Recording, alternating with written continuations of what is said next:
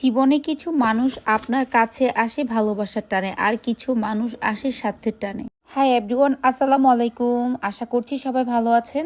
নতুন একটি ব্লগে সবাইকে ওয়েলকাম করছি।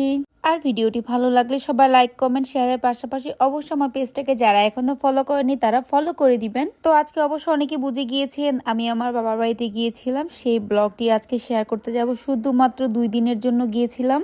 আর বিলিভ করবেন এইবার আমি যে কাপড় নিয়ে গিয়েছি, শুধুমাত্র যে কাপড়টা পরে গিয়েছি আর একটা ড্রেস নিয়ে গিয়েছি, সাথে আর কোনো কাপড়ই নিইনি। একদিনের জন্য গিয়ে আসলে 2 দিন রয়ে গিয়েছিলাম। অ্যাকচুয়ালি আমার বাবা বাড়িতে তেমন একটা আসা হয় না, কারণ হচ্ছে সবসময় আসা যাওয়া থাকে, থাকা হয় না, আসা যাওয়া হয়। অ্যান্ড আমার বাসা থেকে আমার আম্মুদের বাসায় যেতে মাত্র 10 মিনিট সময় লাগে। আর অ্যাকচুয়ালি এখন বাসায় যেতে এত যে প্যারা লাগে, আমার মেয়ের থেকেও তার জিনিস বেশি নিতে হয় সাথে করে। আমাদের কাপড় যদি থাকে 2টা, তার জিনিস নিতে হয় 4টা। এই জন্য আমার কাছে আরও যেতে বেশি প্যারা লাগে আমার বাবার বাড়িতে।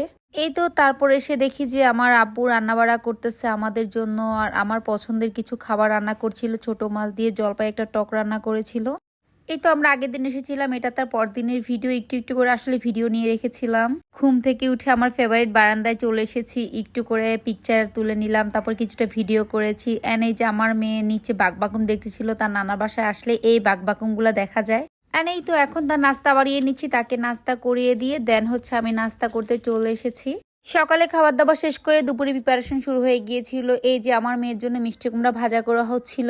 মাছ মাংসের পাশাপাশি আমার মেয়েকে একটু বেশি করে সবজি খাওয়ানো ট্রাই করি, আর সবসময় ও সবজি খেতে অনেক লাইক করে। এবার লাঞ্চ টাইম হয়ে গিয়েছে, ওরা লাঞ্চ করে দিয়ে আমি খেয়ে নিলাম। এরপর তাকে ঘুম পাড়ানোতে আবার আমাদের স্ট্রাগল শুরু হয়ে যায়। এই তো এখন আবার শুরু হয়ে গিয়েছে সন্ধ্যার নাস্তার প্রিপারেশন, আর এই নাস্তাগুলো আমি বানিয়েছিলাম। পুরিগুলো মাশাআল্লাহ এত সুন্দর হচ্ছিল। এই পুরির আমি এত ভিডিও করেছি, জানি না এত ভিডিও দেওয়া হবে কিনা, তবে আমার সুন্দর লাগছিল, আমি বারবার ভিডিও করছিলাম। মাশাআল্লাহ অনেক বেশি সুন্দর হয়েছিল, তার চেয়ে বেশি মজাও হয়েছিল খেতে। বরাবরের মতো পুরি চা আমার অনেক বেশি মজা লাগে। আর এটা হচ্ছে তার পরদিনের ভিডিও। আমি আর আমার মেয়ে, তারপর আমার বোনের ছেলে মেয়েরা আমরা চলে যাচ্ছিলাম বাজারে বাজার করার জন্য। তারপর আমি তো বলেছিলাম এই মুরগিগুলো আমি রোস্ট করেছি। আমাদের বাসায় একটু বড় মুরগি রোস্ট অনেক বেশি পছন্দ করে। লাইক হচ্ছে যে এই মুরগিগুলো 2 কেজির বেশি, 3 কেজি প্রায়, আমি 3.5 কেজি করে 2টো মুরগি নিয়েছিলাম। আর এই তো একটু মাছের বাজারে গিয়েছিলাম, ভালো তেমন কোনো মাছ পাইনি। তারপর এই যে বরবটিগুলো সুন্দর লেগেছিল, বরবটি নিয়েছিলাম। তারপরে যে রিক্সায় উঠে গেলাম।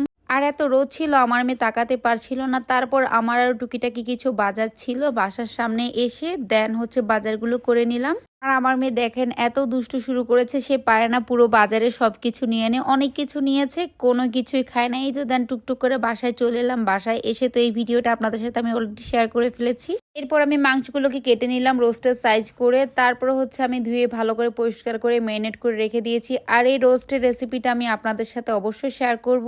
এমনিতেও ভিডিওটা আজকে অনেক বেশি বড় হয়ে গিয়েছে, আর যদি আমি রেসিপির ভিডিওটা দিই তাহলে কিন্তু আরো অনেক বেশি বড় হয়ে যাবে। তো সেজন্য চিন্তা করেছি এই রেসিপির ভিডিওটা আমি আলাদা করেই শেয়ার করব আপনাদের সাথে। আশা করব রেসিপিটা অনেক বেশি ভালো লাগবে সবার কাছে।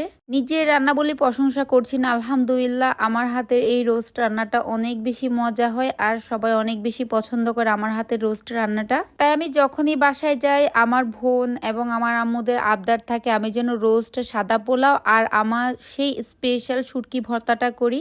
এন্ড তারপর দিন মর্নিংয়ে, মানে আজকের মর্নিংয়ে সকালে শুধু খেয়েছিলাম বিস্কিট চা, কারণ আমার আর কোনো কিছু খেতে ইচ্ছে করছিল না। আর আজকে বাসায় যেহেতু চলে আসবো, নিজে খেয়ে মেয়েকে নাস্তা করিয়ে দিয়ে রেডি হয়ে গিয়েছি। আমার মেয়েকে মাশাআল্লাহ বলবেন সবাই, আমার মেয়েটা কিন্তু অনেক বেশি অসুস্থ।